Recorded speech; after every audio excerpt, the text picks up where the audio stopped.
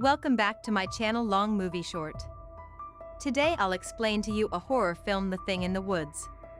Spoiler ahead, watch out and take care. The movie begins with a woman named Samantha Withers walking down a street while arguing with his boyfriend Jason on the phone. She notices a rundown theater called the Rialto. It is playing a movie called The Thing in the Woods. The surprising thing is that her name is on the marquee in the cast. Curious, she goes to the empty box office and is mysteriously given a ticket to the show. She enters the theater filled with empty old-school red chairs, and a spotlight shows her directly to her seat.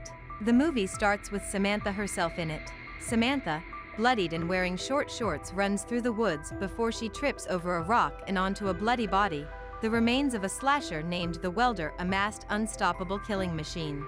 She meets her boyfriend Jason and tells him the Welder kill all others. They run in the jungle and the sun sits down. While running on the streets, police officer Carter caught them, and as he understood the seriousness of the situation, he asked them to sit in the car. Fighting against the Welder, officer Carter kills himself mistakenly. Samantha flees with Jason and takes refuge at Jason's friend Mike's house. Shortly after they meet up, the Welder also arrives and throws the axe at the friend, injuring him. Enraged, the friend charges against the Welder only to be stabbed badly. What is worse, Jason tries to shoot the Welder, but the bullet goes off to kill Mike instead. Samantha runs into the basement to search for whatever deadly tools to wipe out the Welder. To her shock, the basement is filled up with many rotten corpses. Back upstairs, Jason and the killer are still struggling with one another. The killer is getting control, and he brutally nails Jason onto the wall and burns him like witches burnt during medieval. Samantha quickly returns to the fight scene upon hearing Jason's screams. Samantha, armed with the iron chain, hits the Welder hard. Even though she is physically weaker, she has fought with all her anger and muscles. At one moment, Samantha is almost strangled to death by the iron chain, but she manages to overcome it and knocks down the Welder. When she is about to slay him, Welder removes his mask, revealing himself to be Fred, a neighbor and friend of Samantha.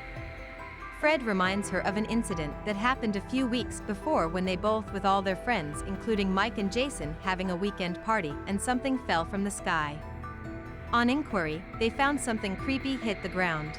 Despite stopping, Jason touched that alien object and spiders start oozing out of the egg-like alien thing and start entering everyone's mouths and started infesting them. While Fred, saving himself, a mask falls on him and shields him from the spider's bites. He now knew what had to be done, so he started the hunt and killed every person on the party one by one to kill the spider inside them to save humanity.